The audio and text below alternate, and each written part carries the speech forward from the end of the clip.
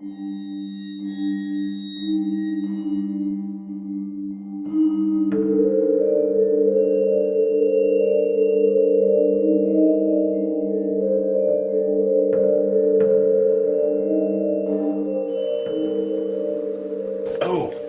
and welcome to Al Dente Rigamortis. I'm Review Cultist. And I'm Mikey. The E stands for evil. And we're here to discuss those internet stories most creepy and most pasta. Tonight we have Oceanic. So for those of you just tuning in, creepypastas are short internet stories that get copied and pasted across the internet. You can go Google them and you'll find a bunch of them. This one is not a short creepypasta. This one is a very long creepypasta, kind of clocking in at about 37 pages according to Google Docs. And it has multiple chapters and was written by an author that has been on the show before, ShawnCognition or ShawnHowellsCP on Creepypasta.wiki. And it is the second installment and a prequel to his In Torment series. So you can check it out at Creepypasta.wiki. Unfortunately, this one doesn't have any readings online. I feel that is a shame because his stories should get read. I feel like they do like offer like they would be like it would be cool to have them being read as well. The problem is the writing doesn't lend itself to being read. Why? How so? We'll get into that. Okay. There's distinct issues with it that if you were to read it out loud, even I myself reading it was like, that doesn't work. No, don't do that. Why? Alright, yeah, we'll have to get into that after the rundown, which is a skimmed down version because I basically summarized. I went through each chapter. As I was reading each chapter, I'd stop and write down a couple of sentences to summarize each one. So to make it a little bit shorter, because man, this one is a long read. We'll just dive into this one. So a group of friends, 3 20-somethings and a 40-year-old fatherly figure, are celebrating their month-long deep fishing trip at a bar in Coral Gables, Florida. They go the next day out to the boat, a nice, well-described and well-fueled fishing boat, and prepare to leave. While 3 of them sleep, the older one, Vinny, starts taking the boat out to the spot where they're going to basically be for a month. Michael, one of the 20-somethings, has a dream while he's sleeping that where he is alone on an older and rusted version of the boat in the Panthalasia, which he just suddenly knows about.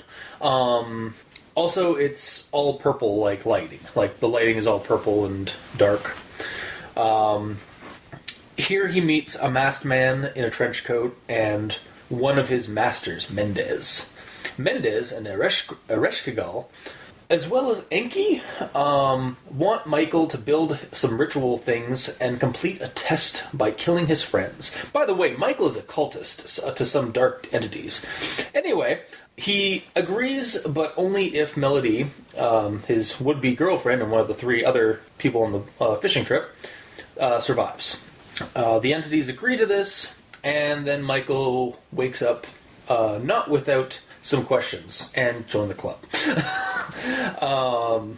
So we then have some intense fishing action to dull the memory of that whole dream sequence and event. And after a full day of fishing, and eventually some good dinner from the local culinary expert Josh, the last of the 4 people on the boat to be mentioned, they get a great sighting of dolphins before Michael shares his feelings with Melody, who reciprocates, and they share a kiss as the others head off to sleep, as well as do some chores. And then Michael transitions, while kissing Melody, back to the purple-lit vision world of the Panthalasia, where we get some more detail on the way things work, and that Michael must complete his tasks that night. After a brief confrontation with the masked man and a large thing rising and hitting the boat from below, Mike wakes up and is still kissing Melody. He leaves her to help Josh with the fish and some chores. While she's up top on the deck, they bring the packs of fish that they caught that day to the storage room, basically like a cold room in this large fishing boat, and where a cornucopia of slasher flick opportunities arise. And indeed, what follows is straight out of an 80s slasher flick.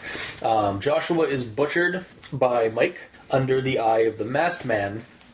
He is then told to eat parts of Josh, which he does, fully transforming him into the monster he was destined to be.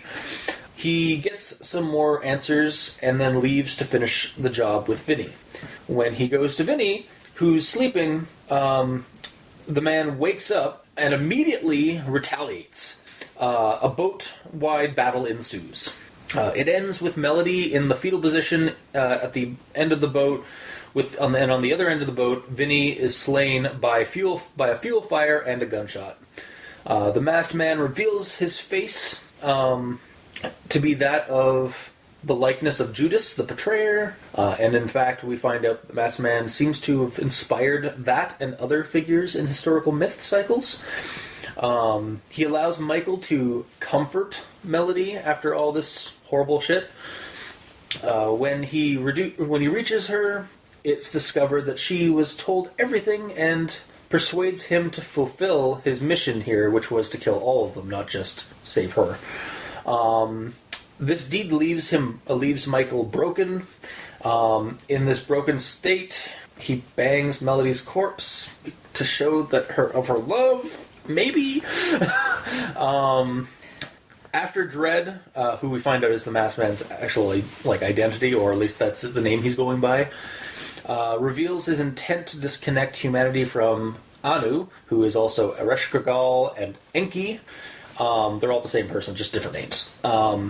So he wants to disconnect humanity from Anu's cycle of testing, trying to bring Michael back to the light side, but Michael, broken and deranged from the tests, is full-on Sith mode and a devout cultist to Enki or Anu or Ereshkigal. Dredd departs as Mendez fills Michael in on the plans ahead. After sending Michael away and along onto his new goal, Mendez confronts Dredd regarding his rebellion against Anu and leaves with doubts. Dredd then summons Cthulhu to destroy the boat and any evidence of the murder. The end. Is it Cthulhu or a Kraken? It's either a Kraken. I did Cthulhu because cultist. Yeah. But no, in all seriousness, it sounds like it's some kind of crazy awesome eldritch aquatic being. I don't know if it's probably not Cthulhu, but it's like a Kraken, or it's like the Kraken from Pirates of the Caribbean kind of thing, or just some big old sea monster that has been basically throughout the story, just in the vision world, not in the real world. It's been in the real world. Oh, has it? There was a connection that didn't make sense to me until I reached the end, and I was like, "Frig!" Which is what? This is going to be part of the thoughts. So I want to hear this first. At one point, this is after they've had their meal. They hear a screech. Yeah, and say, "Oh, it's just dolphins. Dolphins don't screech." I was thinking that because basically as in my notes I have that written down. I was like, and we get the cliche 80s jump scare of what the hell's that sound? Oh god! And then they get to the boat. It's or Josh gets to the end of the boat. It's like, oh, it's just dolphins, guys. And then it's like, oh, psycho jump scare. That's what I kind of thought it was. But you think it was actually the creature below? Okay, yeah. I like that. I could be down with that. And maybe that's why the dolphins were there, or. Maybe. They were 30 feet off. They're get the fuck out of Dodge. That's true. Also, with regards to... something I don't have in my notes, because I just left it out. The Psalm... The title of... Was it Psalm... have it here. Hold on. Psalm 107:29. Yeah, no, I didn't... Unfortunately, that was the one I didn't actually look up, but I meant to. Is that something to do with fish? No. It didn't have anything to do with fish. I looked it up. I really didn't understand how it fit with the story, to be honest. Yeah, I wasn't sure. I wish I had looked it up a little bit more, but I hadn't. Because, like, I saw multiple versions of it, and I was just like, okay, because it has something to do with people getting what they deserve type thing. I mean, that kind of works because of not so much for the people around Michael, but really Michael, like kind of getting what he gets or what he deserves. But yeah, I guess we'll go into the thoughts like proper now. Yeah. It's just that kind of felt like a good segue to some comments regarding the ending. All right, so I have 6 pages of notes, by the way, folks. So we're in for a ride, and we start off with a quote. Only 21, drinking legally was still a fresh taste to him. So this is actually with regards to numbers in the story. Because only 21, like 21 is a number. Mm-hmm. However, throughout the rest of the story, he uses both wording and numbers to describe a number.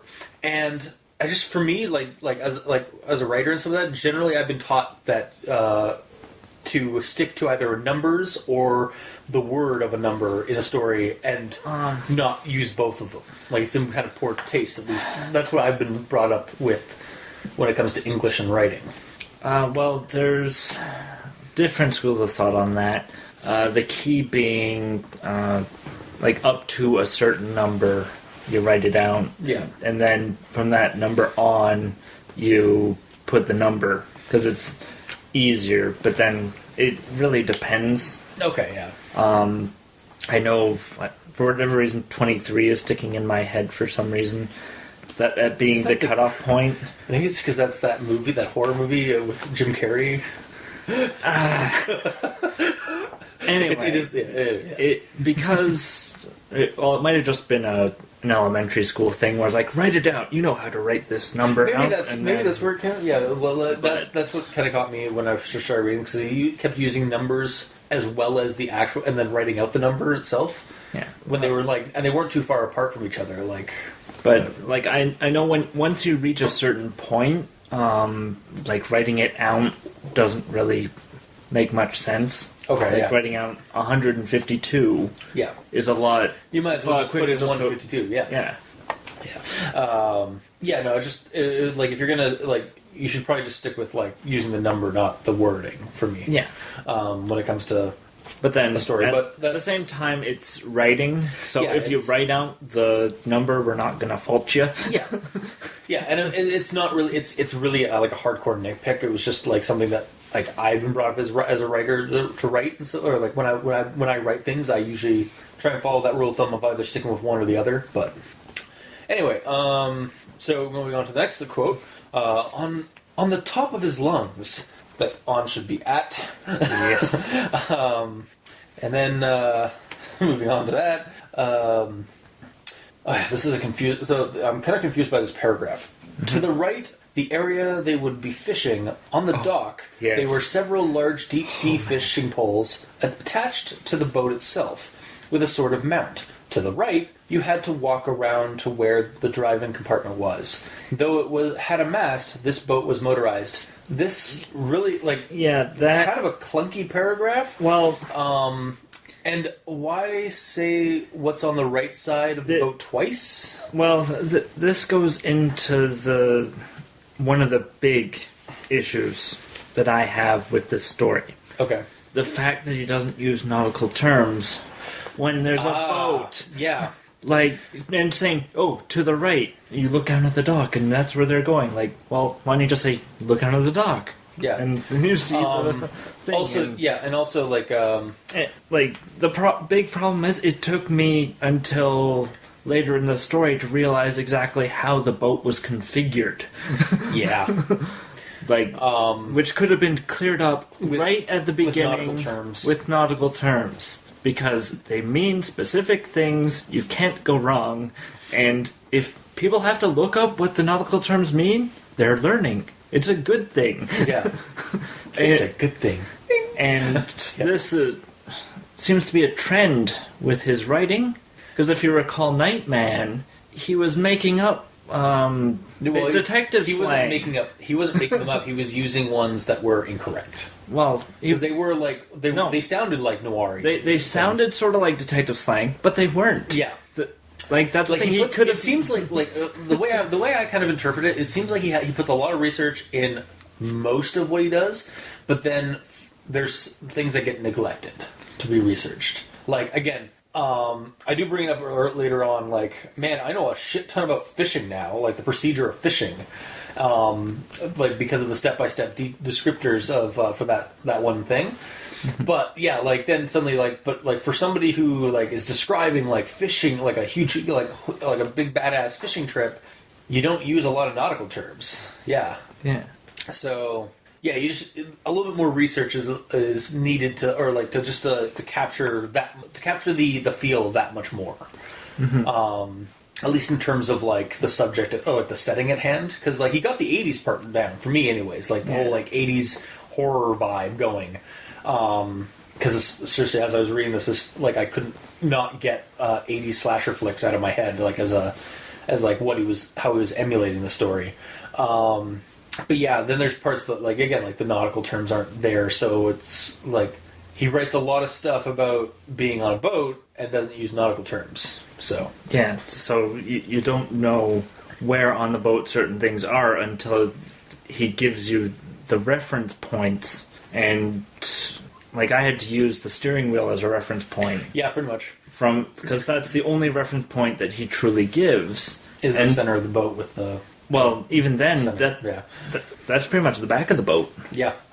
Because from the steering wheel, you can go down the stairs to everywhere else below, and then from the steering wheel, you can go to the front of the boat. Yeah. So it took me a while to get that connection that the steering wheel was at the back. It's like, okay, now it all sort of works, but until that... It needs to be clarified a little bit more at the beginning. It needs to be clarified how it's laid out and not just left, right. Yeah, the left and right, like especially when he was going down to the bait, like there are parts of it that I feel like need to be like less like super descriptive like that, because it was. I'll get into it like later because I have other parts of my. When he's going down, yeah, like into the boat, the left and right and forward makes sense because you go down the stairs. Where do you go? Left, right, forward. Yeah, exactly, That's the only options you have. But when you're on top, on the deck itself, on the deck, you're like, oh well, left and right. And it's like, well, that means nothing because I don't know which way the character is facing. Yeah. Yeah. Also, with that paragraph, so yeah, it says like on the dock there were several large deep sea fishing poles attached to the boat itself, and with a sort of mount. Wait, is it on the dock or the boat? Those fishing rods.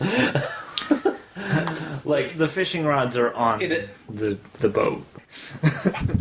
Yeah, but it's just a fairly clunky paragraph. Yeah, because at the start he's talking about the dock, and then he's on the boat, and then to the same direction. Yeah, exactly. Like I was like, is there supposed to be like to the left on this side? It was that, and then to the right.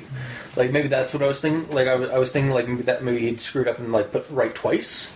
But if you had the nautical terms, it would be a little bit easier. Yeah, if you had the nautical terms and said at the bow of the boat, which is the front of the boat, that's where the fishing rods are. Hey! Yeah, exactly. Oh, Jesus. Okay, yeah, here's another, this is another thing about paragraphing as well. It was made of a thick rubber, inflated with fuel for quick use. It held a large sum of fuel, with a house on top, so that it could be added straight to the boat. The rest was all kept in internal fuel tanks, which were located through a door in the bedroom. Fuel went from there to the fuel bladder to the ship's engine. All a simple process.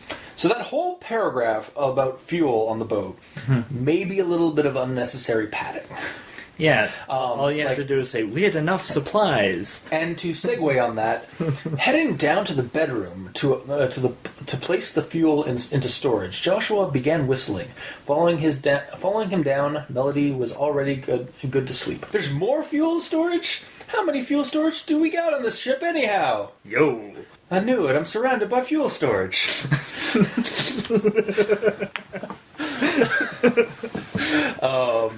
Yeah, here's a quote. It's like, we have enough of everything. Certainly got fuel. Yeah. Just so much like there's such a focus on the minutia of the trip that it kind of this is part of the problem with the Nightman was it was too step-by-step descriptor when it really wasn't needed. Yeah. Some of that could be skimmed out or could be like cut out a little bit to make room to put room to get rid of some of the padding, which is kind of what it feels like. I basically just say we did our final checks and made sure that we had all the supplies needed for our month-long trip. Yeah, exactly. Done. Also, bear in mind, audience and Mikey, the sensory, a lot of my notes are also like done basically doing it live while I was reading the story. I would take comments on the Google Doc I was using. So some of them are reactionary to quotes, if you haven't noticed yet. So here's another one. The Lord within Penthalasia. So I had to look it up, and the name the Penthalasia is the name of the super ocean around Pangaea back in prehistory. Yeah, I looked that up too. You know. Amazing what Google can do. Yeah, no, I had to look it up because I wasn't sure if it was like a mythical place or something. That because I've always heard Pangaea, of course, but I've never heard what the ocean was named. Mm-hmm. And a little bit on that, you've been here before. Your master's version of what you call home. The man said with a soft yet disturbing voice, "Panthalasia, who are you?" Michael responded curiously, "What?" Yeah. So this is and then I continue on. Behind him was Mendez, towering over the masked man. His skeletal cervine head looked down on the figure, his body covered in black robes which reached the floor. Only his head and hands showed, both constructed from bone. What? And continuing. Yeah. Mendez, I thank you for coming into my presence once more. Whatever you command, it shall be done, he said, ecstatic to see his master. What? Okay, so it might be because this is a dream, and in dreams you just know things, but now Michael's a cultist? Okay. It's not really mentioned. It's not mentioned. You don't know anything until that point, and then it's like, oh, he's been here before, he knows things, and he's a cultist. Yeah. And, okay. I did have to look up the one word that explains the head. Essentially, it's a deer head. Yeah. Yeah. Yeah, it's the Latin word for deer. Yeah, so that... I was like, oh, okay, so we've got a deer skull...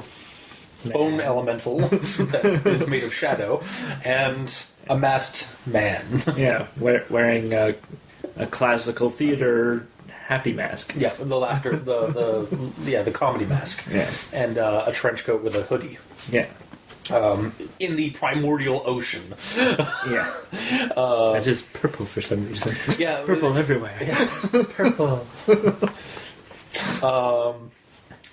Turns out that it's the King in Yellow's brother, or Erishgal is actually the King in Yellow's brother, the Baron in Fuchsia. So here's another quote. The masked man shook his head as if to mock the name of Ereshkigal, walking down to the side of the boat, letting out a snarky laughter. I think it should just be laugh, since there's... Yeah. An A before that, like singular over laughter, generally being plural, because laughter is generally plural, whereas laugh is kind of singular. Mendez added, almost like he expected Michael to know the test. That seems to be an assumption for the reader as well, to just know about these tests and that Michael's a cultist now. Well, the thing is. I sort of understand some of it because you want to keep the readers in the dark, to some degree.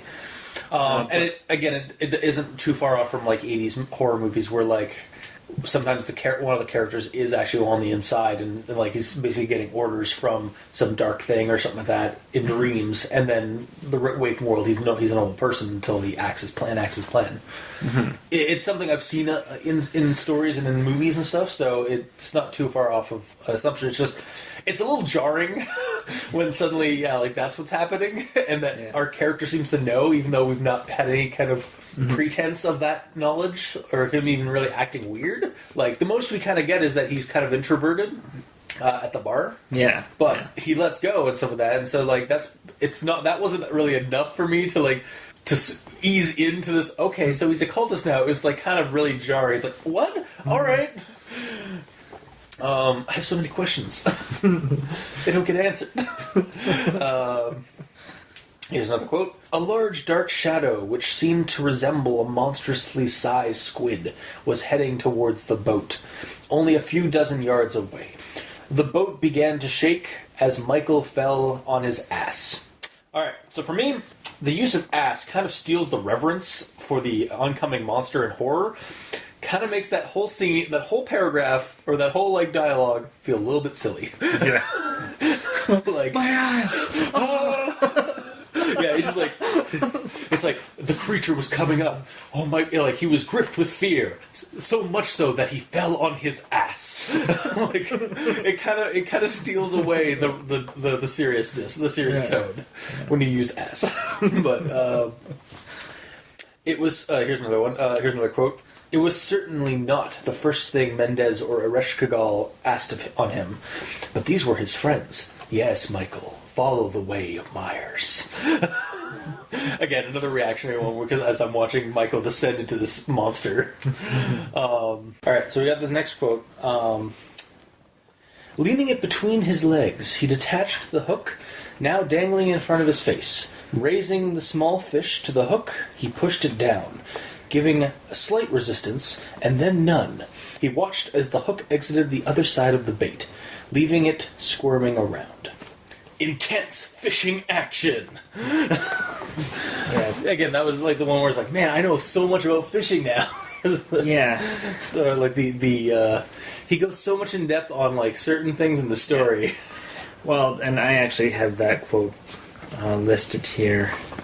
And my beef with it was that he doesn't specify it at the beginning. So, leaning it between his legs. Oh no. Oh no. And you're left wondering, is he leaning the fishing hook or the fish that he just picked up, or what is it? Be a little bit, yeah, exactly. Yeah, and the story actually, there's something later, like another one of my quotes later on has something very similar to that in terms of like, I was confused as to who was talking or who exactly was getting punched. Yeah, that's one of the big issues. Yeah. So, and then here we leave off with another quote. You excited for 30 days of this? Of course I am. 30 days away from bad coffee and loud music? What about you? Joshua added a little bit of soft singing from behind them as a joke when he heard her. You're face to face with the man who sold the world. Stop that, she said, without even turning to see him. How dare you, Melody? Bowie and Nirvana will not be denied, especially in the 80s. A little silly little quote. Just like, God damn it. Another quote. It was only as the sun began to approach the horizon that Joshua stood up to prepare their dinner. So, usually this kind of concluding paragraph or two would feel like, because this is the end of the chapter basically, would feel a little rushed to me. Like the whole, it was because it was also preceded with kind of almost summary of like the rest of the day. Like they did that big fishing action thing sequence. Like where like they all suddenly got fish, and then he basically summarized in a paragraph that the whole day was fraught with like tons of catching of fish and stuff like that, but it didn't like go into detail at all. And usually I would consider that like in any other story I would consider that kind of rushing. However, because it's basically like the end of a chapter, it kind of like concludes it very well. Like especially after we get like an in-depth scenario of the fishing sequence, and suddenly it just goes to just a summary of the rest of the day, because the rest of the day is not needed to be really described. It kind of works for me in this story, in this instance, because it's also a good closing segment for this chapter, basically. Furthermore, the details are very intricate and sometimes step by step, but by God, if I don't know the fully inner workings of fishing with that one scenario. And also, just as a side note, so whereas The Nightman was noir as hell, for me, Oceanic is coming across 80s horror as hell. Like, it feels very much like Jaws or a slasher flick up at this point. Like, we get to know the characters a little bit before the horrible shit happens. We get to it's something that doesn't happen a lot in movies nowadays, but like in horror movies back in those days, you got to know the characters a little bit more, like within for 30 or 40 minutes before the movie really started rolling. And it kind of feels like I don't know if this is the case, but it feels like he's emulating that kind of 80s vibe. So, and then we just keep going. So, as they saw Josh's head come into view, followed by the rest of him, well, thank God for that, because that would have been terrifying.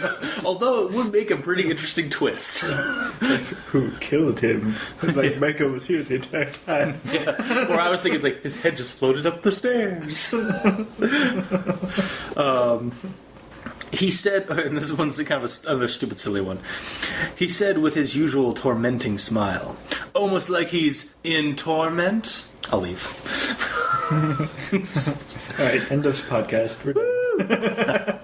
No, you can't get rid of me that easily. His shit-eating grin always pissed Michael off, almost like you want to kill him. Again, these are reactionaries to the quotes I was reading in the story. So, all right, point made. Just stop, damn it. He said, finishing his meal. This follows a bunch of other reminiscing banter and stuff that's going on in this part of the story. And man, I'm gonna miss these characters when they inevitably get killed off in an 80s horror style movie or 80s horror style story, because they've just been fun so far, and just oh man, I'm gonna miss these guys. They're all wearing red shirts. And then we keep going. Just as their plates left their hands, a loud screech filled the air. In keeping with 80s horror cliche, on cue the monster sound after some good times. Love it. And then we segue to this. Guys, we've got dolphins over here. You can see them pretty good. Even a psych-out jump scare sequence. Woo! Yeah, and then you brought up earlier, it's that it's actually not because when I first heard that, I was like, oh shit. So, that's the big monster that we saw earlier in the vision. It's here. And then it turned out to be dolphins. I was like, oh man, psycho jump scare, just like in 80s horror movies. Yeah, but then the fact that dolphins don't screech, not loud enough that from 30 feet away that you would cover your ears. Yeah. And this is the last sentence of that chapter, of this new chapter. He closed his eyes and pushed forward before he inexplicably felt inhumanly cold. All I can say about this chapter, the whole the reminiscing with the buddies, and then suddenly the psych out, oh no, something horrible is about to happen. Oh no, it's just dolphins, guys.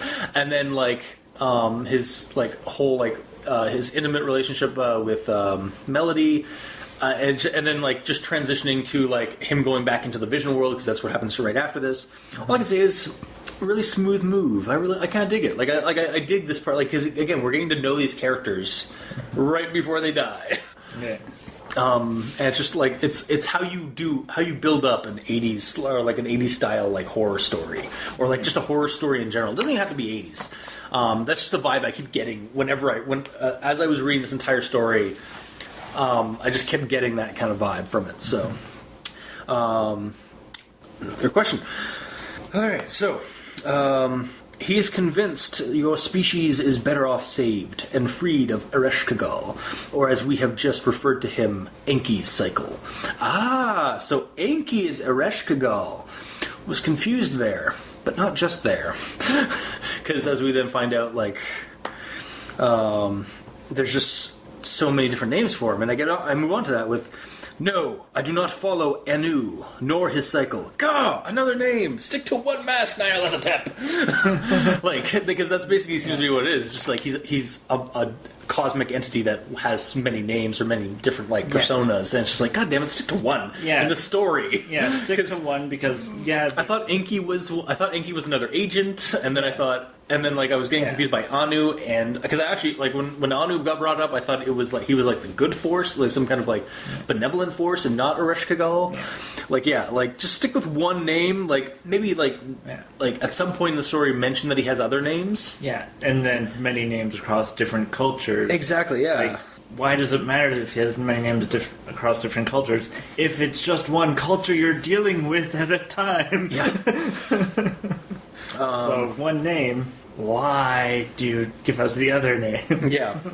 And then we go into the this. Oh yeah, and then this. Okay, this one's kind of silly, but it's free from a loving God, the creator of to whom we are all property. Michael said, "Thanks, Captain Exposition." And just like whereas like most of the exposition in the story is like told like very like in parts and like kind of nicely. That one kind of like it just seemed like Michael was just blurting out like something like blatant, like just and like no like bravados about it at all. Just like, or no, not that's not a word. No like subtlety at all. It's just like, you mean like, but Anu clearly created us. He's our creator. Therefore, he is our god. Blah, blah, blah. And then we get another like more description on the mythos of this story of In Torment. Ereshkigal finds sentient life and he tests on it. He sees what happens when things go wrong. After he is done or the race dies as a result, he finds new life, teaches it what the last species knew, and continues this cycle. Does that seem like a loving God to you? The man said. So yeah, finally we're getting some answers after reading The Nightman and now this story as to the mythos that's going on. And I bring that up later on because like the way it is parsed out over the course of the story, like we get more and more answers about the cosmology and the mythos that's working behind the scenes. Which is not what we which was a lot more confusing in The Nightman than it is in this story, I have to say. Yeah. So what you're saying is if you'd read this first before Nightman... No, actually, I think Nightman did need to be read first because of all the other... Because there are some Easter eggs in this one toward The Nightman. And I feel... Or it might also help or it might also be explained that The Nightman... I don't know, like, I feel like this one, like, you should read The Nightman first before you read this one. Because you do get a little bit... reading The Nightman and then reading this story, I'm a little bit richer for what The Nightman was about. Even though I was super fucking confused by the end of that one. Now is that because they're still technically prequels and we haven't gotten to the main saga yet? Maybe? Yeah, I don't know. This is listed as a prequel. Yeah, no, it is a prequel. So not quite in Torment's main series yet, but... But this one handles the prequel element a lot better than Nightman. And speaking of the Nightman, Smith & Wesson Model 29.3 44 caliber, just 2 years old. It reminds me of an old revolver someone I once knew used. Okay, that's a nice little callback for readers of the Nightman because it's obviously the one that Taggart used, or similar to the revolver Taggart used. If I recall correctly, it was Dr. Leviathan that was complaining like, you don't need the details of the gun. It's a gun. Yeah. Although you can say it once. Yeah. I still stand by my comment that you could use it once in the story. You don't have to, because he kept using it. The problem. Yeah, he kept using it in Nightman, but in this one it's used once. Yeah. So it's harkened back to something. So. Yeah. You took this. You took this from his lockbox. How did you even gain access to it? How didn't you wake him up? Okay, that's a pretty... At this point in the game, that's a pretty silly question to ask Michael. He is dealing with supernatural entities. Right? That can bend space and time. But he can't believe that he can open a lockbox stealthily. Or even just stick his hand in. Or just like... just like snap his fingers and summon it into his hand. Yeah. Or an entirely different gun. Why not? Yeah. Okay, yeah, this one's another, like, this one I, like, in terms of the writing, I have an issue with. She'd think I'm some carnage-filled freak.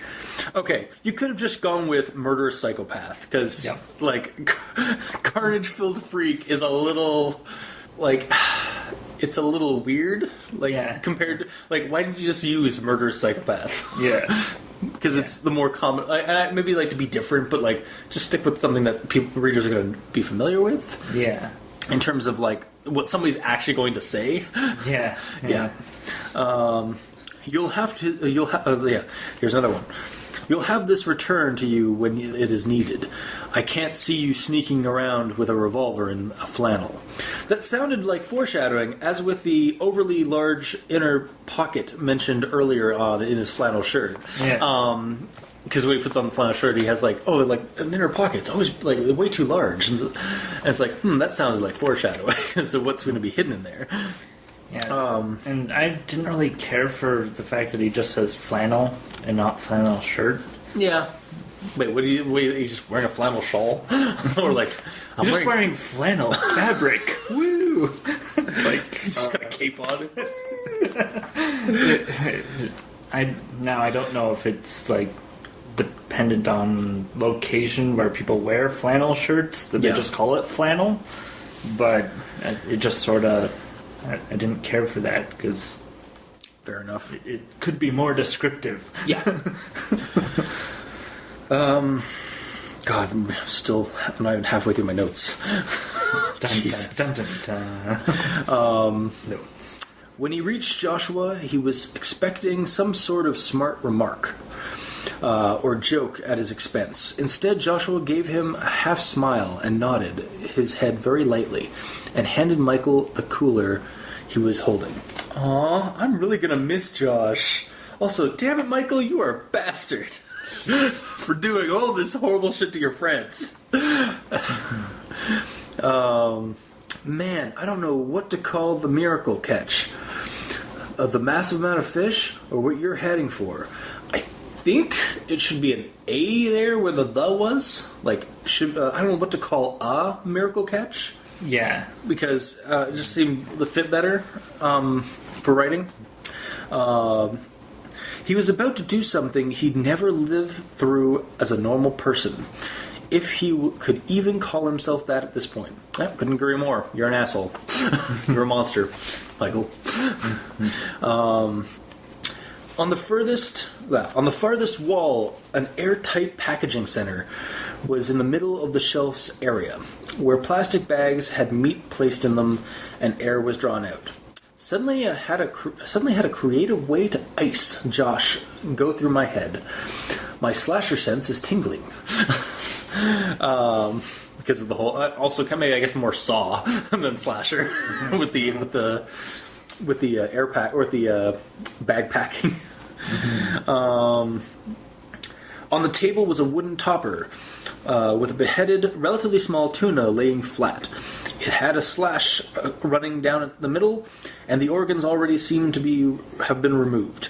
A machete sticking out of the wood. It was still covered in tuna blood. God, so many choices, Michael. Just gotta go ahead and pick. The entire room was lit by a single hanging light on a chain, creating a rather gloomy atmosphere. It even gave Michael the chills, and he was already thinking of a way to manage his mission. Literally finished the sentence for me when I was reading this. I was like, because basically it's like, man, it even gave Michael the chills. Because, he's a fucking bastard. He's going to murder everybody. Or he's the monster in this whole thing.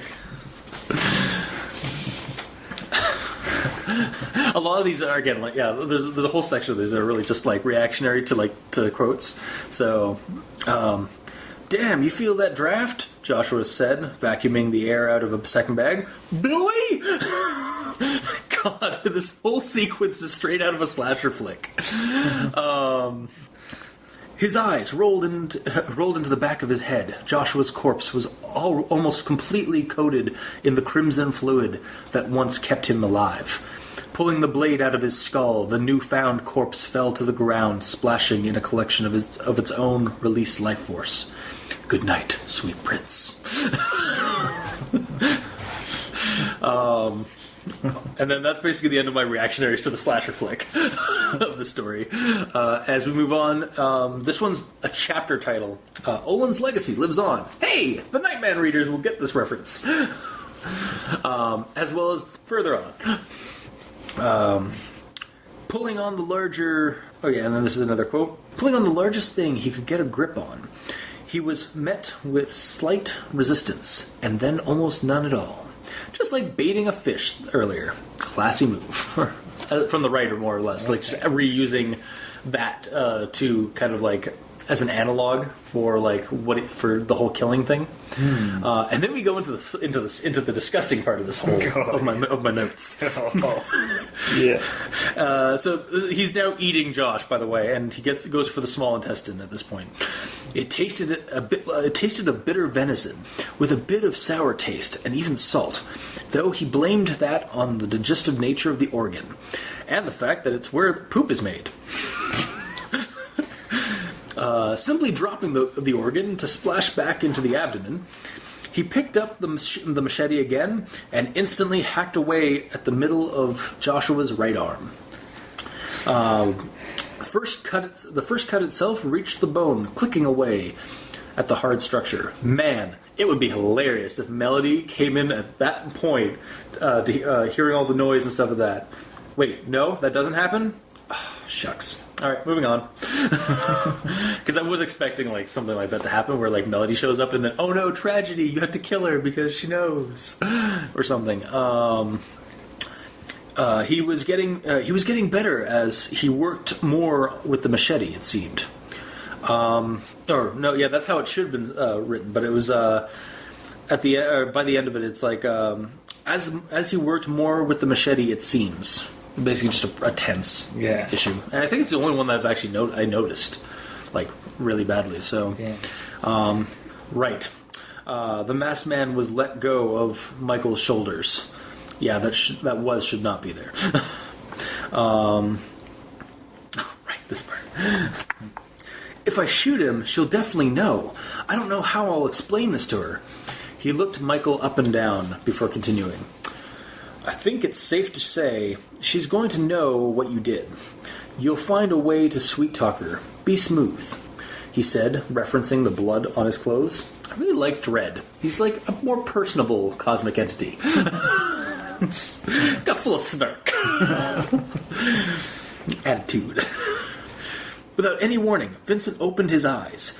His face full of shock, he curled upwards as the machete came down, causing it to miss him entirely. Spinning in the bed, he kicked Michael in the chest, sending him to the floor. So it seems like Vincent was all ready for this.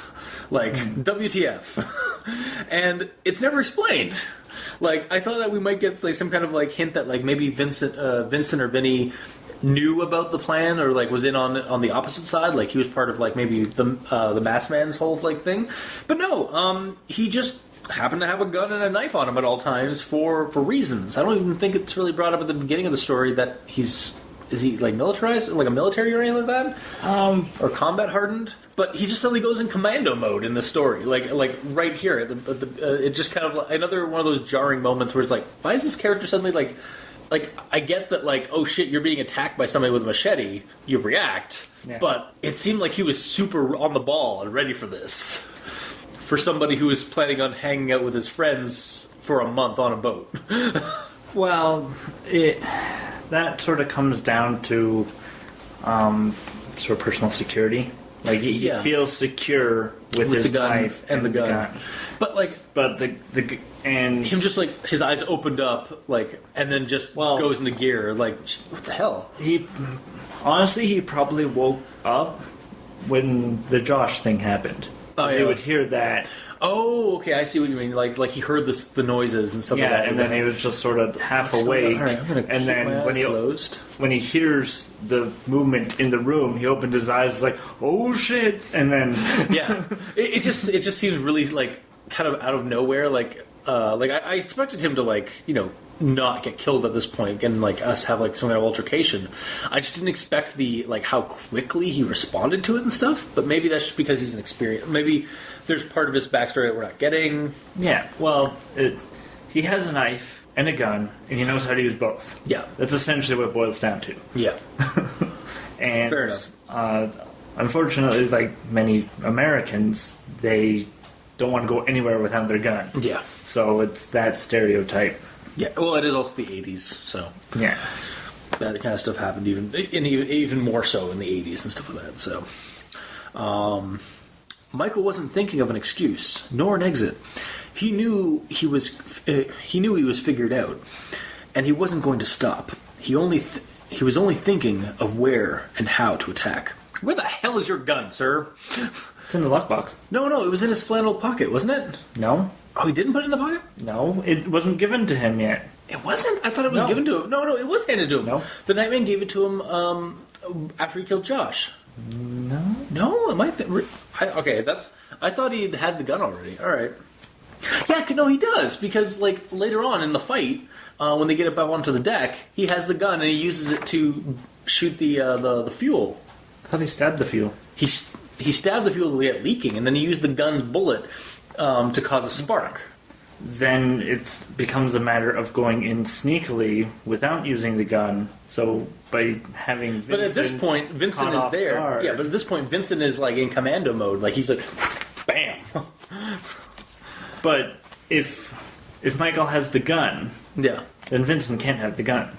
No, Vincent doesn't have the gun at all. Yeah. Like, through any of this... But the thing is, Michael wants to go in silently to kill Vincent I get silently. that. No, I get that, and that's why he had the machete, and he had the gun in that flannel pocket. And it becomes an intense fight scene until it gets up on deck, at which point he can pull the gun out. Okay, yeah, fine. I guess I just was like, you have a gun in a knife fight. Bang! But I guess he doesn't have the quick draw feat to pull it out quickly enough and give Vinny an attack of opportunity. I guess. yes, to show our gaming side of this. Melody, run to the front of the boat, he said, trying to look out for her safety. Who's talking, Michael or Vinny?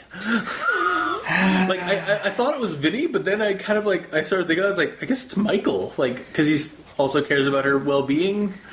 Like, that one I honestly thought was Vincent. yeah, because I know he says it earlier. He when he runs upstairs, he says, like, Melody, find a place to hide. And then this gets said, and I'm like, that's what I thought it was Vinny or Vincent saying it, like, as he was, like, trying to protect her. But then when I thought, I was like, well, it could also be Michael. But, like, The problem we need is a name. we don't know. Yeah, we need a name. One of the big issues is that We're left confused. we're left like, who says that? Yeah. Like, who just said that? It was like, who's the masked man? Yeah. Yeah, which is the masked man. The crushing force of his actions had begun to take their toll, but nothing, be it any amount of pain, remorse, or sadness, would stop his devotion to Enki. I feel like an explanation on how Michael met Enki. Hey, that sounds like a weird occult rom-com or sitcom.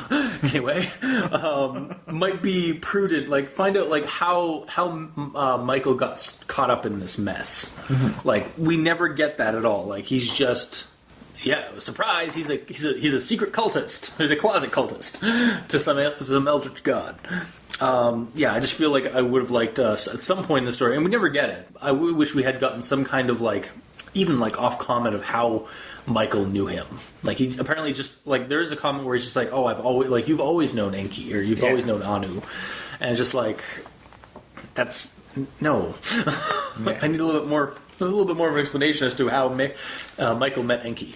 Well, that sort of, for me, went, well, basically when he became self-aware, he started having dreams, and thus he's known.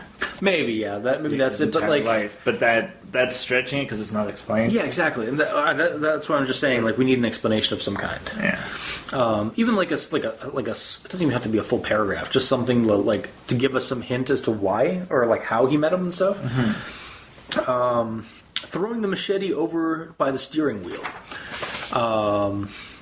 Foreshadowing. Will Melody use it? No. wasted opportunity.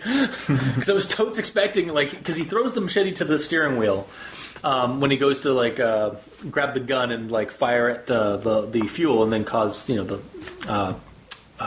to get roasted. And so I was expecting, like, it's like, all right, now, Melody, we're fine. Hack! Oh! Like, and get stabbed by Melody. And then it turns out Melody was the true cultist or survivor. But we didn't get that. Yeah, and thinking about it, the whole stabbing of the bladder and letting the fuel run out and when shooting. you're in the middle of the ocean. I was just like, bang. All that fuel. Like, the fire's gonna go right along the fuel to the bladder. Yeah.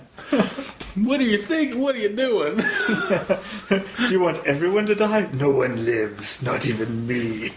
Anki, preserve me. Yeah, no, it was just like, it's just like, what you thinking there, cultist? Then again, you're a cultist, so. Also, hey, I guess we have a reason why all that fuel was mentioned earlier. Yeah. Because it's a plot device. Woo. After the shot, the image of the body in the fire was gone, and the screaming had stopped. You could hear something fall into the water. The body had fallen overboard. I was thinking earlier on, this month-long deep-sea fishing trip would be a great means to dispose of bodies. No one would find them. Does that make me a bad person? Probably. It is the face in which Judas Iscariot was modeled in your creation myths. Out of all the times I've shown my face in history, none of them end in praise. It's the human spirit that hates the human spirit the most. It's an interesting revelation as to what is behind the mask. Mm-hmm. Rather biblical, but I can kind of dig it for this mythos. Wasn't quite what I was expecting, though. But again, I kind of like what like the sentiment and like what he's going with that revelation. So, and then right after that, I feel so naked when the earth's wind grazes against my flesh, regardless of its beauty. A little vain, but that's humanity for you. As we find out that he's actually the manifestation of humanity. This one's just another like a grammar Nazi thing. What are your intentions here? The you should be your. We are actually getting to the end of my notes, at least for the most part. Michael, please. It's what I want. I'll see you again, in some way, another life, another universe. It doesn't matter to me. It'll be worth it. Perhaps as an alien AI on a ship that tests a clone of you. A ShawnCognition? I see what you might have done there. That was the part. That was the one that kind of solidified my idea of like, again, like the whole like, it's kind of like. It's kind of like adding like Easter eggs to stories that aren't quite related, but like you've written. So like, oh my god, it's like a tied-in little universe. And I'll get into that a little bit later at the very end of my notes because I have a couple of like general notes that just overall story. And we follow up with another quote. The object which she controlled, now at your control. You wished to seed her body whilst she was alive, and now that she is gone, she'd dislike it. If you kept your urges with you. Michael thought on it for a moment. Part of him wished to vomit, but the other half found sense in it. You truly have become the monster, Michael. Once the tenderness of her body, I don't even want to say this stuff. Once the tenderness of her loving body was revealed, he prepared himself. Okay, I really didn't need to read this part. Continue on. Pulling himself out of the body's grip. He pulled his own clothes on before fixing Melody's clothes. Yep, really didn't need to read that part. Could have been skimmed some. And there is more to that whole. It's like 2 or 3 paragraphs, and I really did not need to read necrophilia. But all right, I get that you're trying to make Michael as much of a monster as possible. You have completed your mission, Michael. Are your dreams coming into reality? Normally, Michael would be ecstatic, but this time he was dead inside. Good answer. Good answer to all of that we just had to deal with. Yes. Enki is my lord, as I am the lord of over Michael. We're here speaking their language, standing on an invention of theirs, and you claim you are their lord. Perhaps you need to rethink your status. I really like that verse and that whole sentiment, like who creates who kind of thing. Like they're eldritch entities or they're cosmic entities that seem to want to play with humanity, and yet they are using us, like using our language, using our things, to communicate and to exist on. It does kind of pose the question as who created who in this scenario. Like maybe some belief entity or something like that has gotten a little too big for its britches or something like that. At least that's like the idea that kind of comes up to me, and I really dig that concept. So, and then we move into the last paragraph. The large roar of a greatly sized beast came from the ocean. As the surface began to crack, 6 giant hands, each bearing massive claws, crashed into the top of the ship from each direction, whilst tentacles of even greater size did the same, pulling it and any evidence of the day's events into the depths of the ocean. Damn those mystery squid things popping up everywhere. First in random video games across N64 and Assassin's Creed, and now in my creepypastas. Though it was an interesting, seriousness aside, though, that was actually kind of a rather appropriate ending to the story, rather oceanic. Credits. But yeah, basically, either a Kraken or Cthulhu or some Eldritch God or some great old one or something like that just came up from, I guess, the Gulf of Mexico or something, because I guess that's where they are. Like, they're in Coral Gables, which I think is on is the Gulf side of Florida. Okay.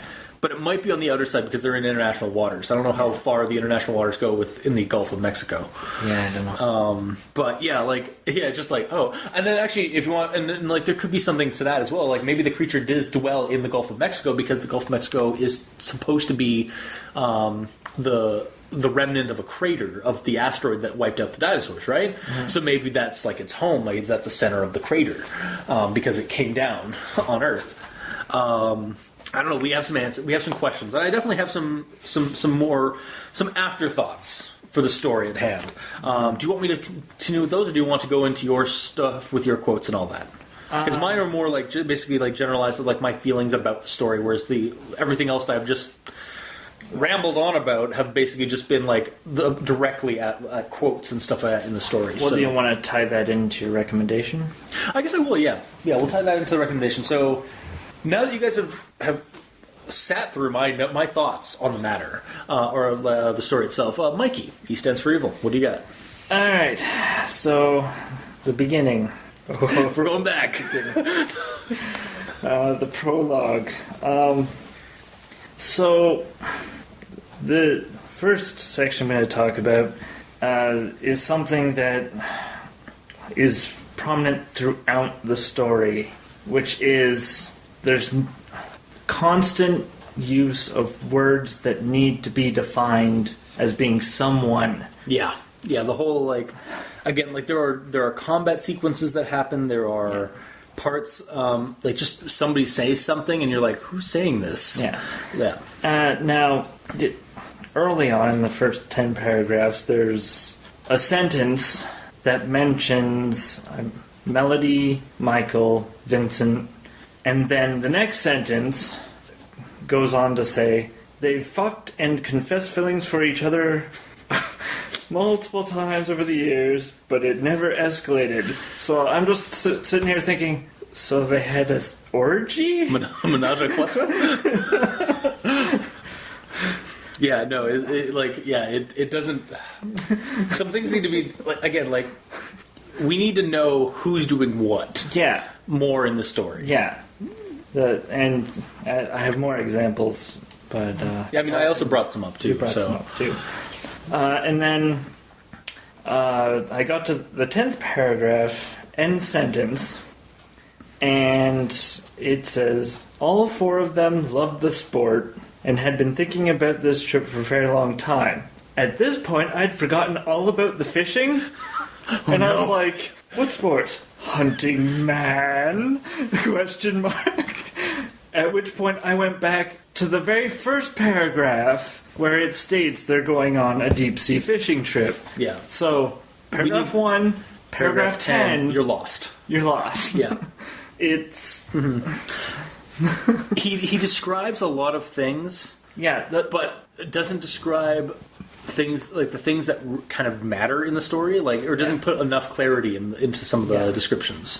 Yeah, because for that one, it's the first paragraph. Says they're going deep sea fishing, and then he goes into sort of character development, explaining things, and then suddenly back to the sport, and it's like, which sport? I've forgotten. Yeah. So it's just, But then, I like the fact that hunting man ended up being a sort of your go-to? Well, it ended up working out for the story. I guess so, yeah. Because basically we're watching we're living through the eyes of a serial killer, or of a slasher movie monster. Yeah. We just didn't know it at the beginning. And then onwards to the second section, where we have the quote, "The waves roared through the air, smashing into the side of the docks. A relatively calm day, disrupted by some water."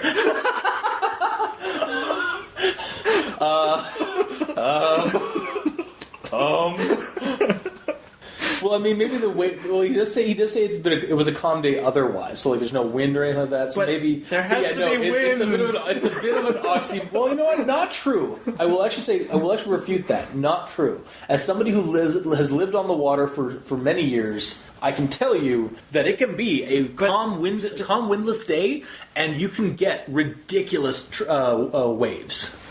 Okay. Like, because it's roaring waves. Yeah. Smash into a dock. Oh yeah.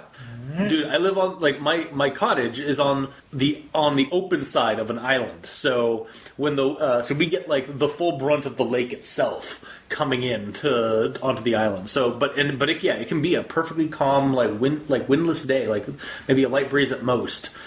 And then the waves themselves are just torrentially coming down on us. Okay. On our docks and on our beach fronts. So yeah, I refute your saying that, but only because I have some background knowledge on that whole thing. But just that whole two sentences together. I will say though, it is kind of an oxymoron, or it feels kind of like a is oxymoron the right word? It is kind of it is kind of a contradictory statement. Yeah. Yeah. And we touched on to the right, area they would be fishing, and my notes just say, why not say the direction of north, east, south, or west at this point? Yeah, or the nautical terms. Well, but they're not on the boat at that point. That's true, yeah. So they do the actual direction at that point, and then when on the boat, do the nautical terms. Yeah. Especially since Vinny seems to be like one with the sea. Yeah. And he has a boat. Why wouldn't he not know? He has his boat's name tattooed to his arm. Yeah. Why would he not know the nautical terms? Right? I got the nautical terms here. Aft equals middle. Yay. Bow is the front. Starboard is the right-hand side while facing forward. And port is the left-hand side while facing forward. So, I think there's another part that says, to the back right corner of the boat was the on-fuel ladder deck. But so which right? So the right aft? I don't know. No, well, it's either on the starboard right, which is you're facing the front of the boat, and it's on the right, or it's the port. Yeah. Right. Because you're facing the back. So, just things like that.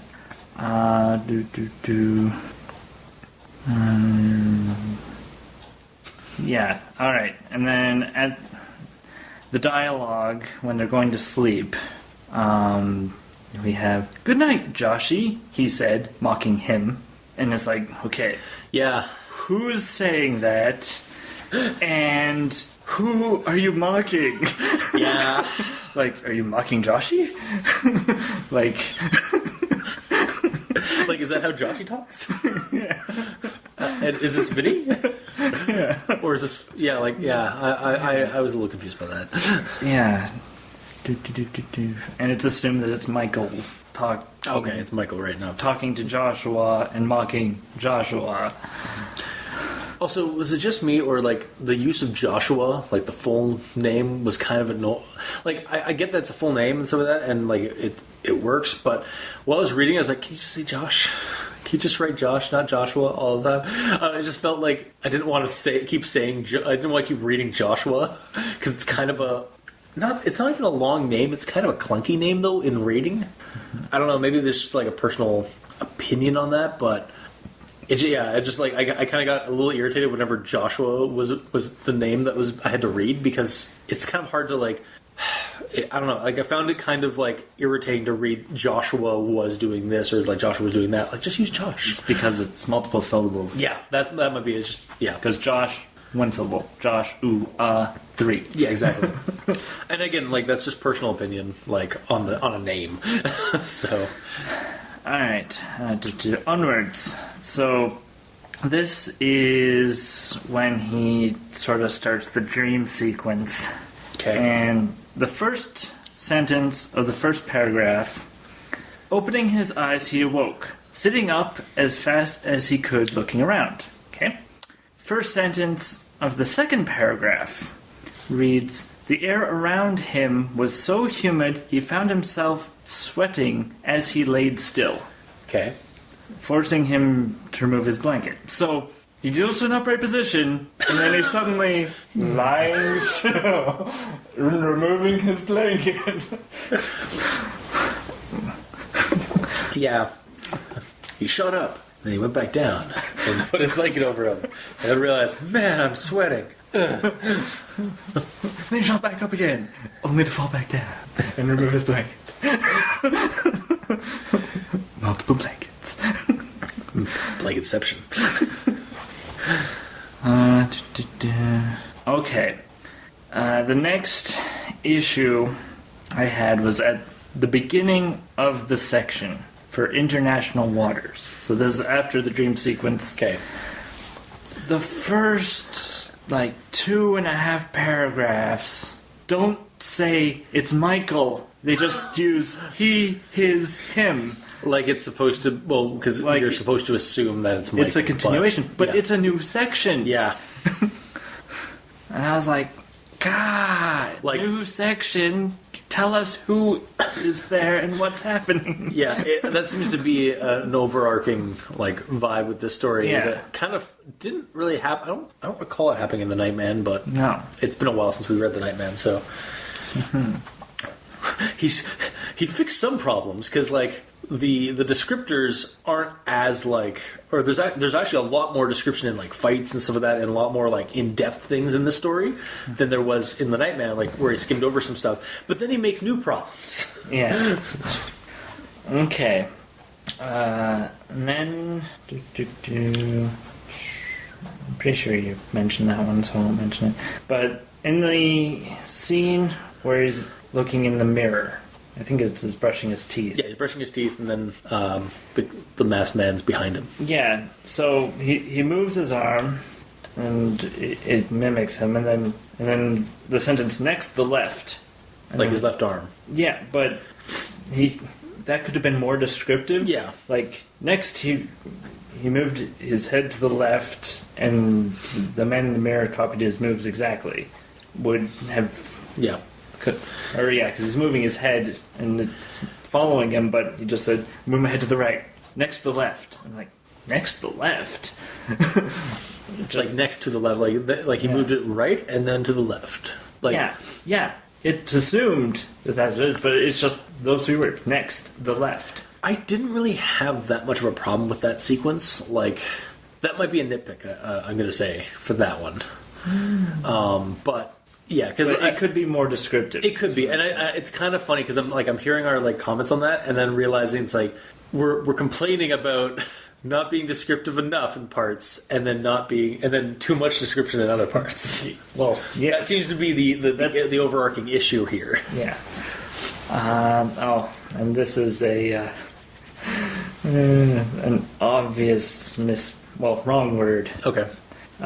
Looking down, he noticed a small open blue color. It's supposed to be cooler. Oh. Damn that open blue color. So open, free. Yeah, we'll run. No, this is just simple spelling mistakes. Yeah. I did catch a couple of other ones. I just didn't mention them because, we get to a point where like you got just there's a lot of simple spelling mistakes. Yeah, I even noticed like Google Doc would like pick up a couple, and I was like, all right, well, again, spelling check. Yeah, spelling check would work, or spell check would help. We did that one, and then this is all one sentence here. Oh, you found a run-on? No, it's not a run-on. It's just it's confusing how the first part of the sentence relates to the second part. Okay. Which is, the smell of salt water around him, comma. His chest felt full and heavy. Yeah. I don't know. Again, something to do with when you're on the ocean and stuff like that. As far as I can tell, like from what I got off of that one, because I do recall that one, either it's because like when you breathe in, like, when you go out to sea and stuff like that, like the salt water, the salt air, the salt air can be rather jarring when you start breathing it in. It's like because there's particles in the air and shit, right? Yeah. The other thing I can take from it is maybe because like his chest is heavy with what he's going to do next, what he knows he's going to do next. Potentially, but it's just those two things together they didn't work for you. It didn't make much sense to me. Okay. Okay. Here's something that obviously needs a rewrite. Okay. When Josh, I'm going to call Josh, not Joshua. Thank you. I appreciate that. Is doling out the food. Yeah. So, arriving at the trio, he passed Melody her food first, before Michael, and then Vincent.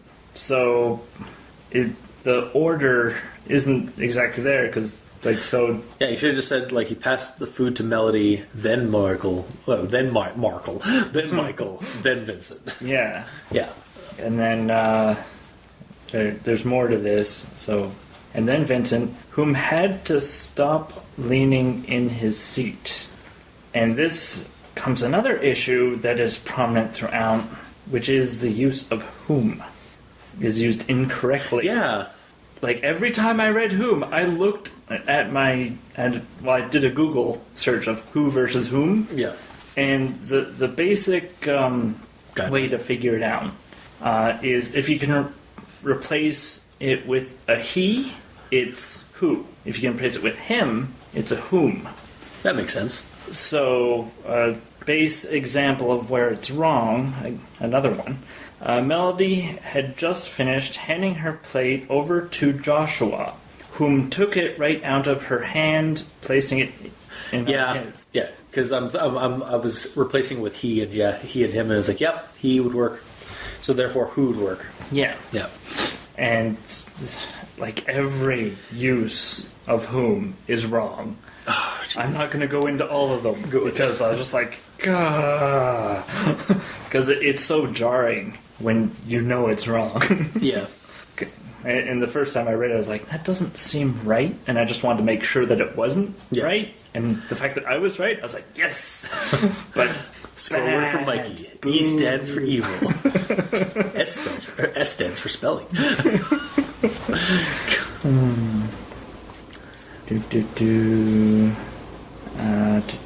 Yeah, and at one point, Josh and Michael are having a conversation in the cold room, and one of the dialogues just says, he said, but doesn't specify who says it. God damn it.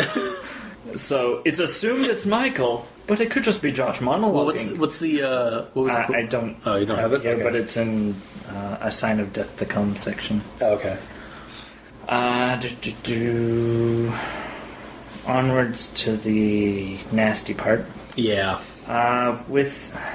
Okay, so the small intestine, he states that it releases gas. Poo gas. But my basic basic understanding of anatomy is that the small intestine is filled with liquid. Yeah, like digestive fluids. Yeah, and then the large intestine is where the poo gas is. Right. Yeah. So actually, that's also on me with my notes, because I basically started just going off. I was like, "You're eating poop. You're just chewing on poop." Yeah. But yeah, so just basically that's probably why. Oh well, that's also why he says in it like it tasted of salt and like the bitter taste and so that because of the digestive fluids, rather than it tasted awful because you're eating poop. But he does specify gas releases. Yeah, I mean those chemicals, just digestion itself does also cause gases to be made. So maybe it's just the smell or like the wafting of it. I don't know. I'm trying to throw something at it, but yeah, it's not sticking apparently. So, all right. So here. Okay, this is when he's sort of beginning the fight with Vincent. He walked to his side and raised the machete into the air. How does one walk to one side? Wait, he walked to his side? Walked to Vincent's side? Yeah, but at this point it's not explained. Okay, who his is. I understand, though. There is some. There's a lot of assuming. There is some room for just assuming that things, but I do agree. Like the majority of what we brought up should have some kind of more direction as to who's doing what. Yeah, but that one in particular for me, I'm gonna stand by and say that that one was probably fine. Because, we know he's going beside Vinny. Mm-hmm. But during the fight scene, the author starts a paragraph with he. Yeah. And we don't know who's... it's assumed it's Vinny because of what happens during the sentence. Mm-hmm. Which is, he swung the knife back in an attempt to defend himself, missing the strike. So, defending himself, Vinny is in the defensive position. Yeah. And then the next sentence goes to Michael returned the favor by swinging. So, obviously, it's Vinny, but it would be nice to have Vinny swung the knife. Yeah, you don't want to have the names constantly being in being mentioned and some of that in some things, but you do when it comes to combat, some kind of combat sequence, you do want to know who's throwing the punches, what, all that wonderful stuff. At the very least, one of them, because then you can figure out who's defending themselves or who's And then just a general question here. So this story has gore and technically has porn. Does that make it gore porn?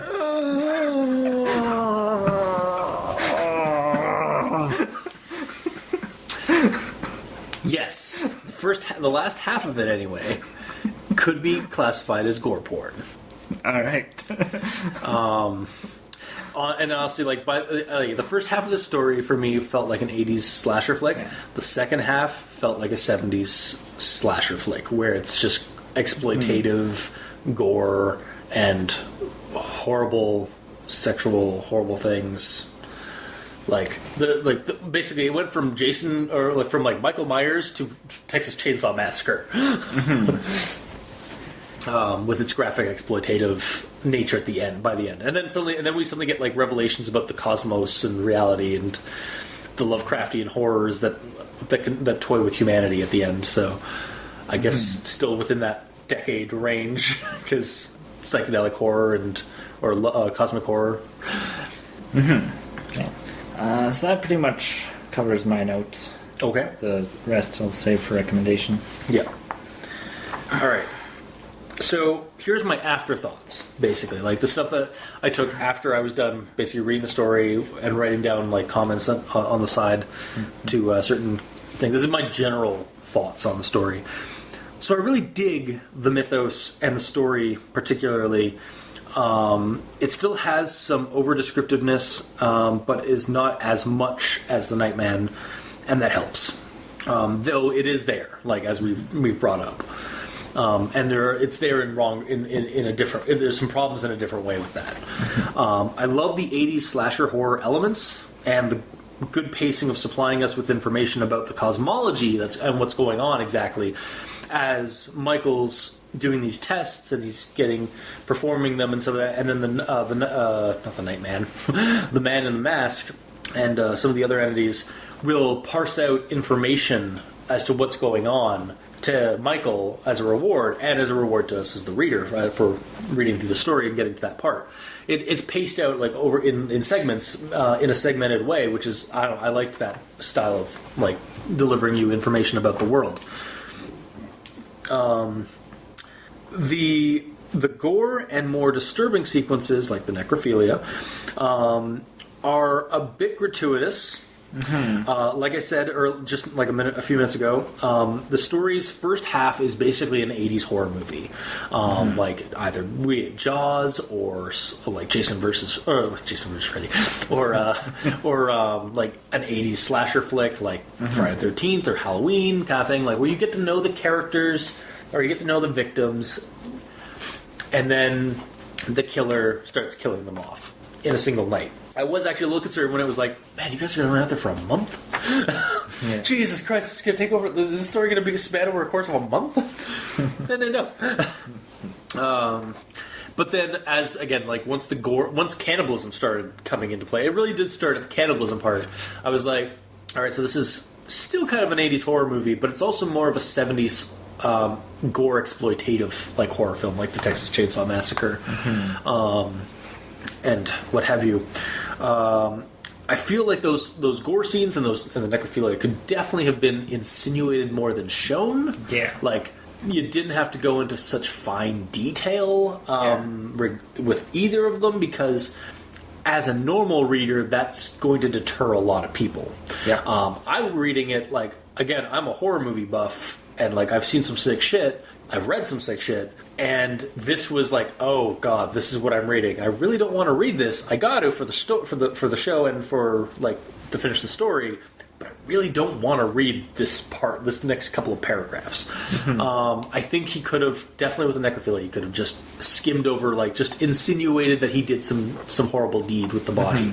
Did not need to go into the and again, he's trying to portray like basically this man's descent into madness and horror, and how he's turning to the dark side, basically. And he definitely turns to the dark side. On that note, so a little bit of critique. So I do like Dread as a cosmic entity and like this manifestation of human spirit.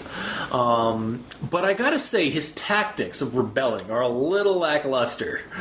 So he spends the entire story as an observer and like aid for this killer, for this would-be killer, following his, basically being his Virgil to his Dante, going through hell, and but he's more of an enabler in the test than some defiant, like rebellious entity to the mastermind behind this the cosmic universe entity.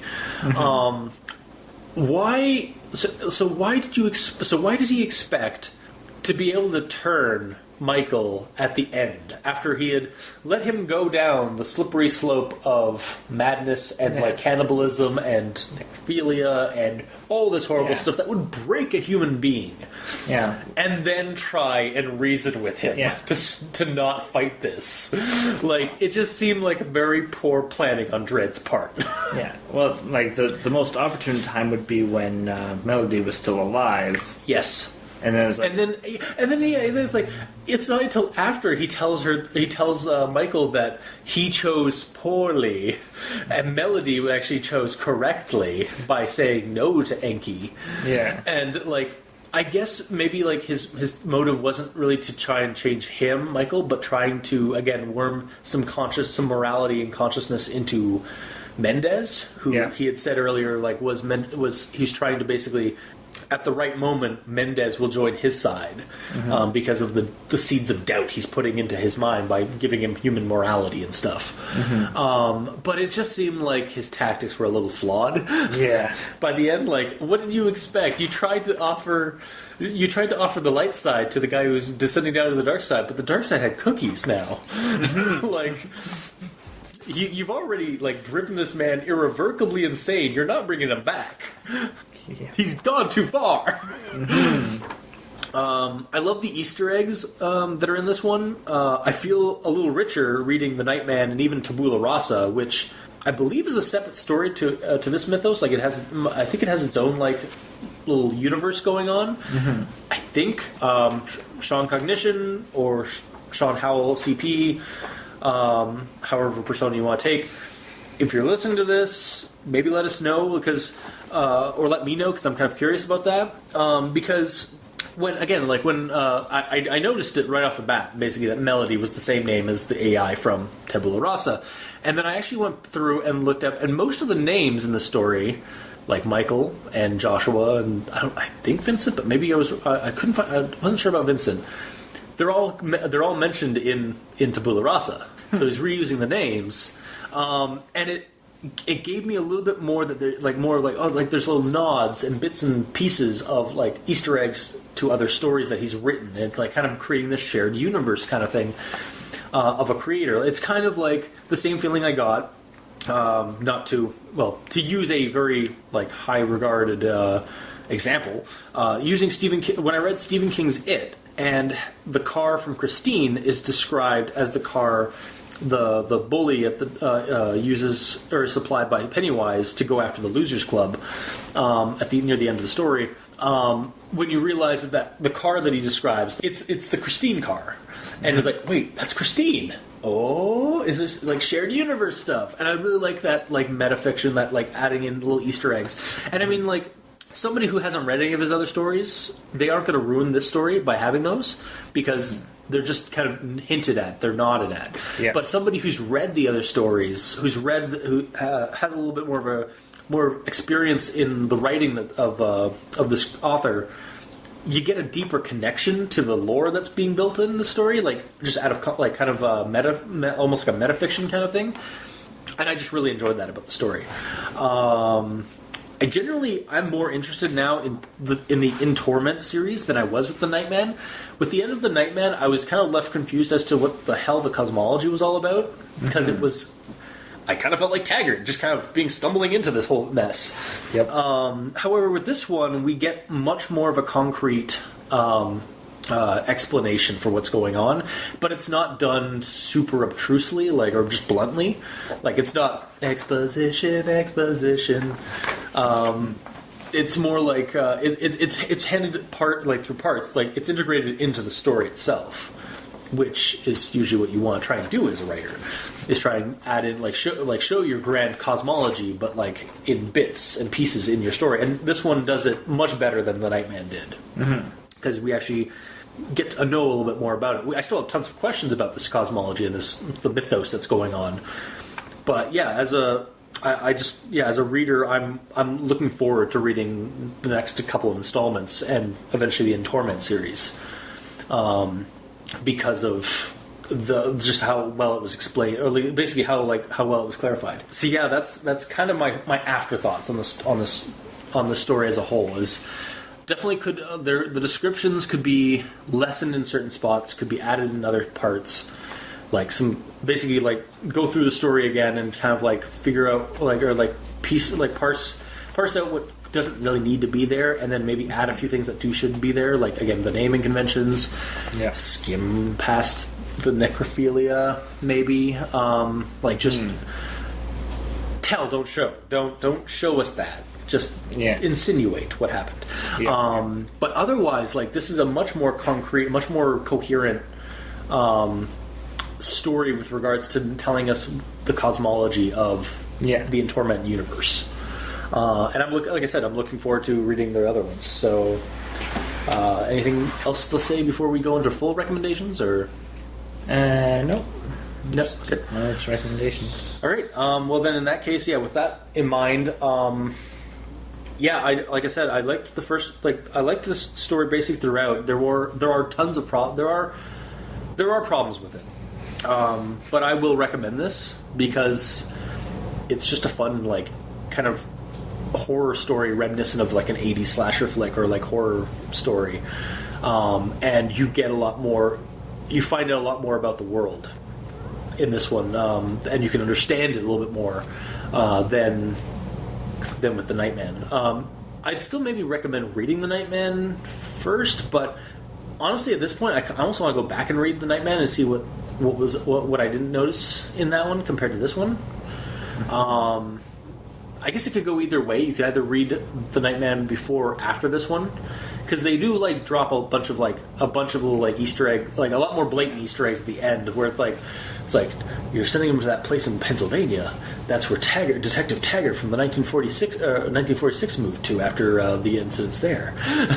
Yeah, well, although again, they're both prequels, so eventually reading the initial Torment series might have done some better. Maybe done some better, but we're already down this path. We're reading it in chronological order as it is.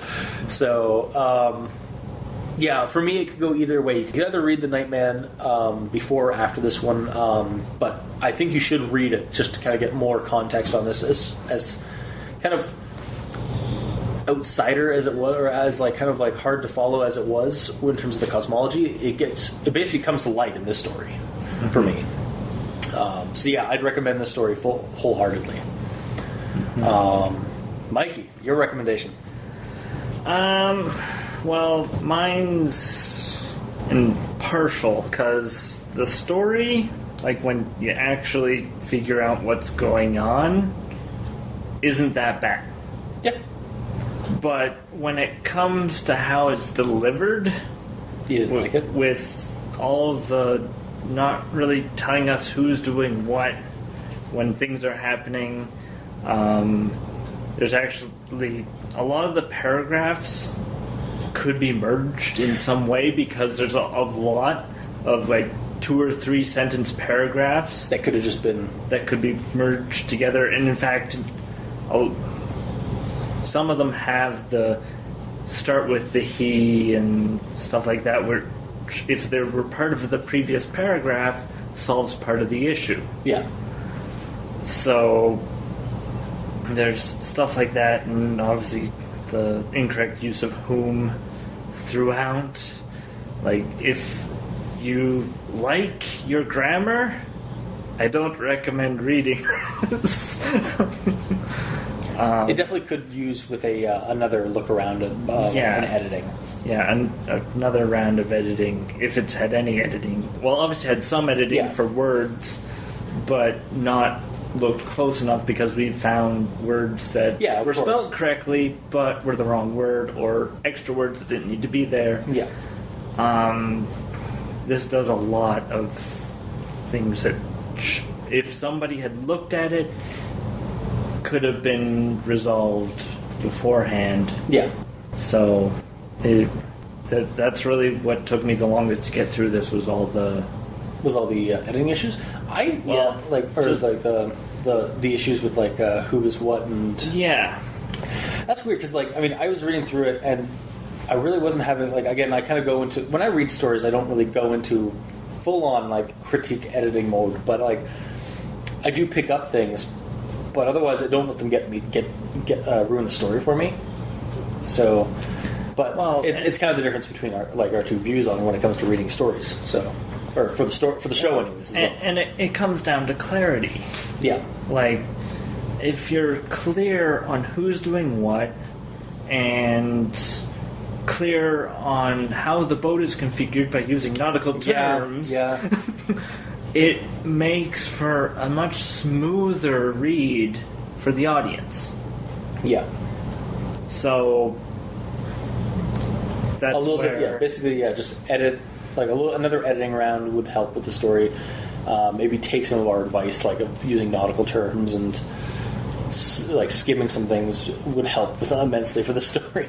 Mm-hmm. And actually, we did have, because ShawnCognition did actually get a hold of us after the Nightman and said that he was planning on revising the Nightman based on our suggestions or some of our comments and stuff like that. So he's able to do some editing, work on the Pasta on the wiki site, as far as I can tell. So hopefully that stuff gets some things get fixed, or maybe maybe he does take some of our suggestions to heart for it. Or looks over it again and realizes, oh, there's more than just what we've talked about. Yeah, maybe. Yeah. Again, like if it's been a couple of months since last you like read it or wrote it, like go back to it and it's like, oh yeah, like a new fresh pair of eyes. Like that's kind of how our show tends to work because we usually go into these stories pretty just like do it live, kind of just like read it for the show, and then there's a lot of these issues here that an author might not pick up because they're in the moment and they're writing the story. Yeah. And there is a writing technique where you write it down and you don't care about what the spelling, grammar, or anything, and then because it's just to get the ideas out. Yeah. But the thing with that is that it does require a fair amount of editing once you've done that. Yeah. Like, you have to make it flow and make it make sense and clarify find logic, things logic problems and fix those, and then make sure the pacing's okay, so it doesn't feel rushed like we have so many times in the story on the show. Yeah. Yeah, it's just basically, again, editing rounds after editing rounds. Yeah. A lot of stuff that is printed by reputable names has editors. Yeah. Like you mentioned Stephen King. I'm sure he has a few editors that are on speed dial whenever he finishes a book because he's got hundreds. I mean, hell, the first one being his wife. Yeah. From what I've heard for a couple of times in little preamble things. But yeah. Yeah, I mean, and again, creepypastas, I mean, they're amateur story writing. Yeah. But I mean, I think the In Torment series would be a cool novel. If it was actually published, obviously it would have to be edited a few more times.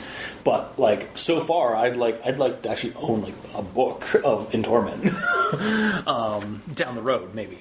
But yeah, as they are, creepypastas aren't published pieces, aren't ones that go into aren't full aren't completed pieces sometimes in some respects. They do require some editing because they are basically put out there on the internet. And you know what? Yeah, sometimes they're put out on the internet just for critique and comment and editing work. So it's just part of the process of the writing process.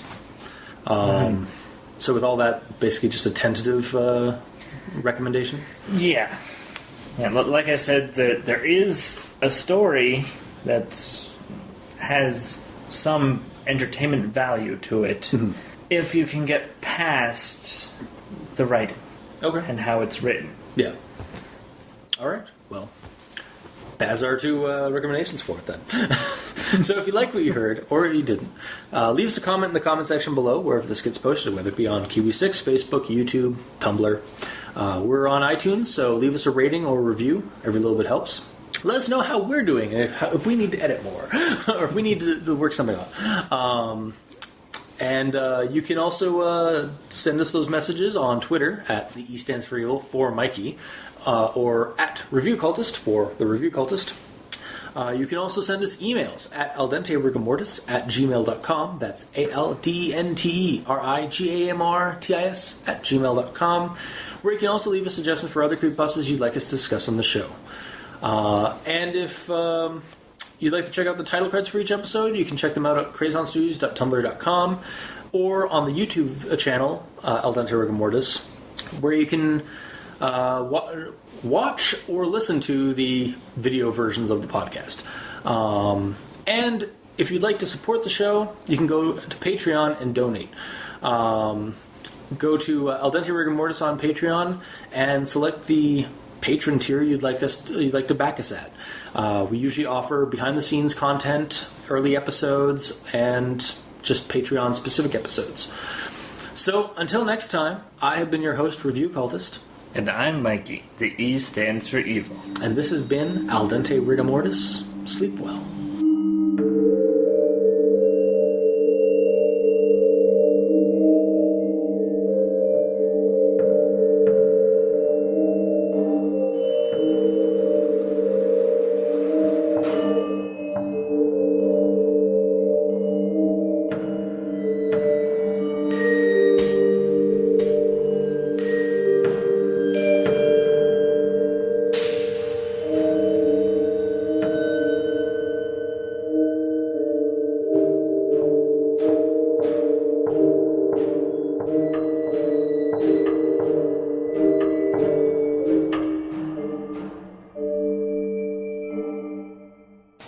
stuff I do for the show. Yes. And we're back. In pug form. Woo! Man, remember Pogs? Remember the 90s?